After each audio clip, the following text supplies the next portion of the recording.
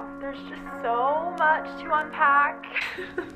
Don't even know where we're gonna start. I definitely have to put timestamps so that you guys can kind of decide what you want to hear from me. And today I'm talking about my transfer experience, how to know if you should transfer, all of the advice that I have.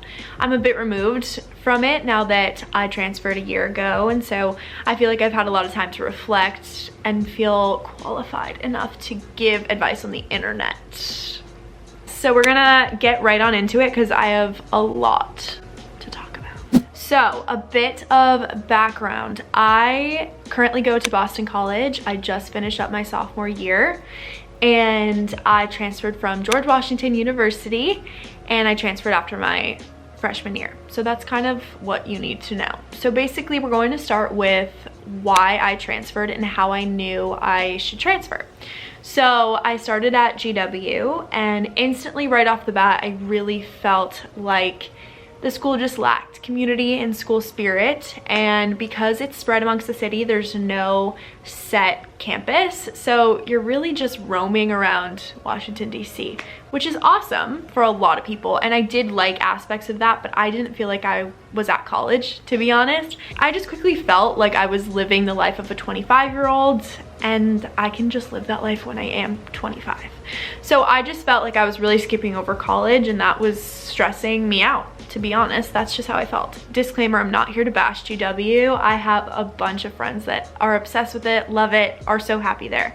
So, not here to bash the school, it just wasn't for me. And then academically, there were things that I wasn't ecstatic about either. So honestly, I would say in October was when I was like, okay, I'm not happy here. What am I gonna do about it? So then I worked on a few transfer applications. First piece of advice, don't let the actual application process hold you back from transferring. It's a pain in the ass, and I know you feel like you just made a change and you just went through the application process of applying to schools, but it's worth it in the end. Like, do not let the application process hold you back. I was kind of able to recycle some of my applications from the year before. Don't stress. Take a weekend to do it. Please don't let that process hold you back from not being happy the next 3 years of your life. Okay, so I put in applications in December.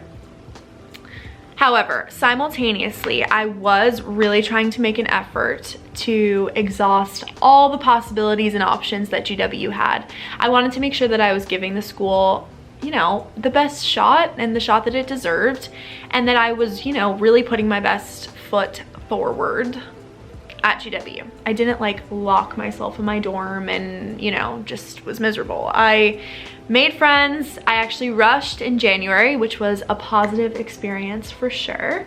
And then I heard back from schools in April of last year. We were deep into quarantine. And so I had had a lot of time to reflect on really just like what I wanted and on, you know, how I felt about GW and if I wanted to make the change. And that's when I decided I was going to transfer to Boston College, where I am now. So in a nutshell, that's kind of my transfer process, why I transferred. I chose Boston College because I felt like it had, you know, the best of both worlds. It has a campus, you feel like you're at college and you're close to Boston. We pop into the city all the time. We go to dinner and just, you know, shop around, enjoy all that Boston has to offer. I was also so happy with what Boston College has to offer for post-grad networking and things like that. So overall, I just really loved all that BC had to offer. And then once I stepped foot on campus, I was like, oh, this is how you're supposed to feel. So it was also just like a feeling, and I knew that I would kind of love my day-to-day there. So yeah, I feel like a lot of people want to know about my actual transfer process, like once I got to campus. And obviously it's an intimidating thing. It's scary to start all over. You have no friends, you don't know anyone, and it's different from freshman year because you're not in the same boat as everyone else. And that's obviously what terrified me. I was like, when I did this a year ago, everyone was in the same place. No one knew anyone, but that's a lot different this year. Obviously, know that that's scary.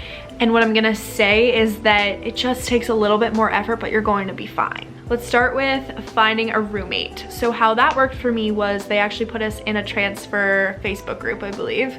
And we kind of did the whole like, you know, girl flirting moment, finding them on Instagram, DMing them, and just kind of dropping the big question of, will you be my roommate?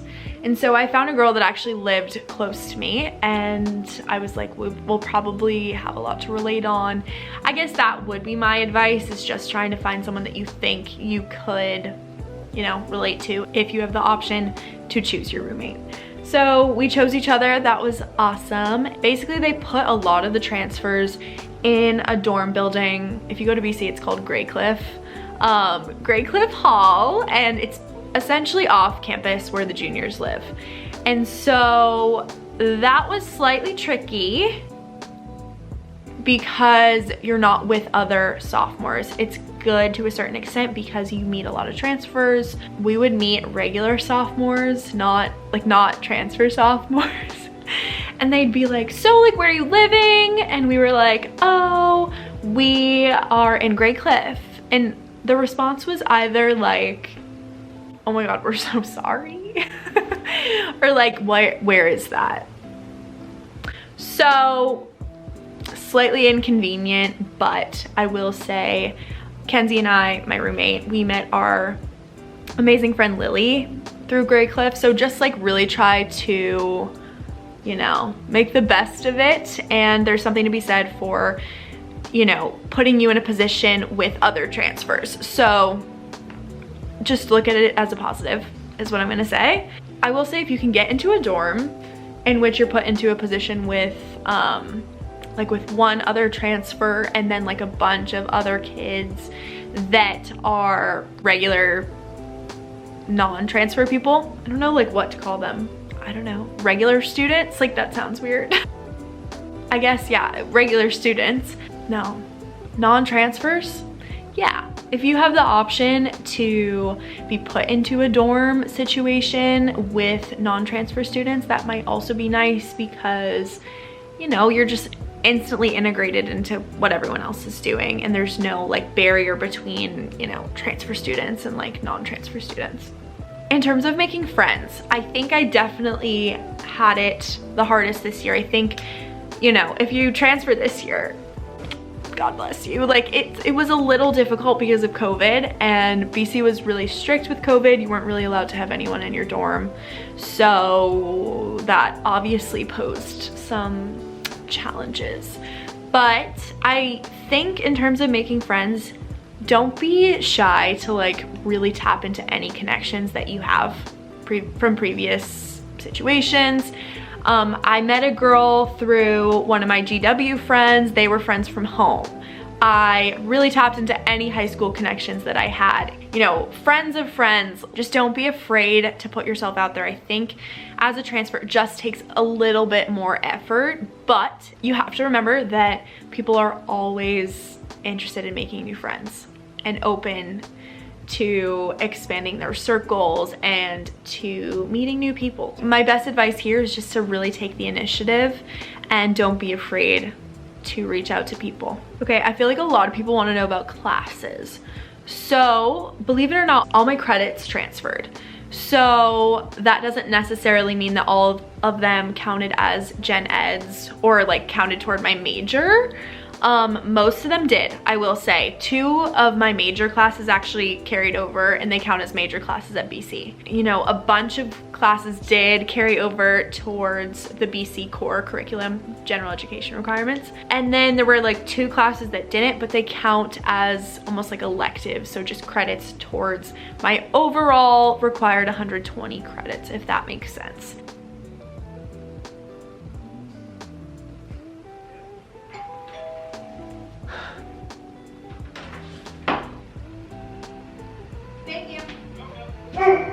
It's just a package. kids, no one's here. So I didn't have any issues with my credits transferring over to BC. To be honest, like I think people only run into issues if you're transferring into like a really specific curriculum, or if you're changing majors potentially, obviously.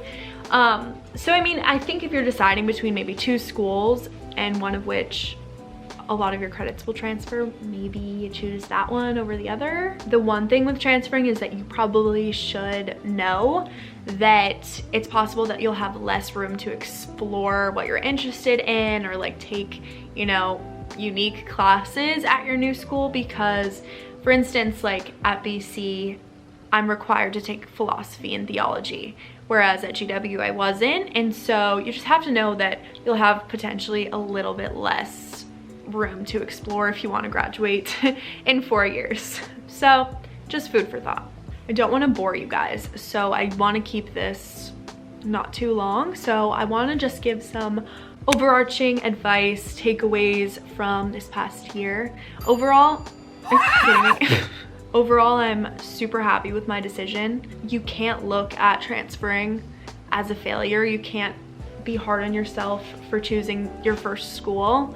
You have to remember that when you looked at these schools, you were a completely different person. I literally toured GW when I was like 16, and then I didn't get there until I was 18. So you're just a different person, and our priorities change. The things that we learn, the things that we want are just different when we get to school. So just don't be hard on yourself and don't look at it as a failure. Just look at it as something that's going to shape you, something that is just part of your story. To be honest, I feel like transferring has been one of the most pivotal things for my overall like self-development. It taught me confidence and courage and to trust my gut, all of those things.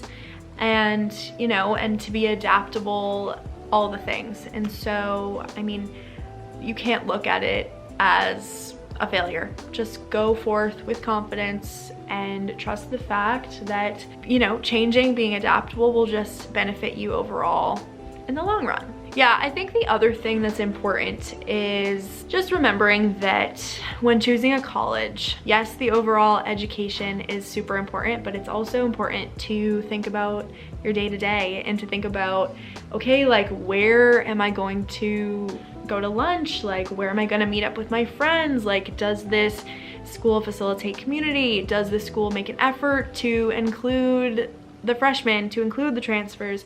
So I think that's just important to think about when transferring, or if you're going into your first year. It's just something to remember. The biggest thing from all of this is to just not settle. I think there was a point in last year where I was like, it would just be a lot easier if I stayed at GW. I have some friends here, you know, like I'm starting to get comfortable here, but I knew that I wasn't super happy there and that I would just be kind of settling for the next, you know, 3.5 years. And so yes, it's easier. It might seem less intimidating to stay put. You know, if you know that you're going to flourish somewhere else, then make the change and just fake it till you make it. I do think this transfer process has made me realize that college is overrated. Like, it's so glamorized and everyone always tells you that it's the best 4 years of your life, and I think it's important to remember that it's okay if you're not having the time of your life right as you get to school or right as you transfer.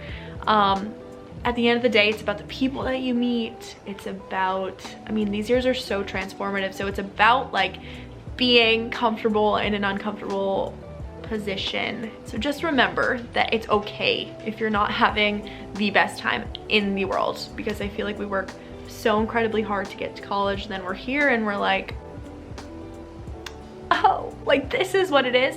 So I'm not saying that I don't have a good time at school, and I'm not saying that it sucks by any means, but just remember that if you're having a tough time at school, like, that is okay. To be honest, I don't really want to peak in college. Like, I really want to have a great 20s.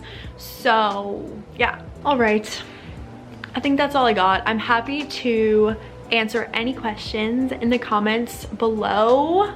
Let me know if you want advice on any specific things. I could do like a part 2 or something like that. But yeah, leave any comments, questions below.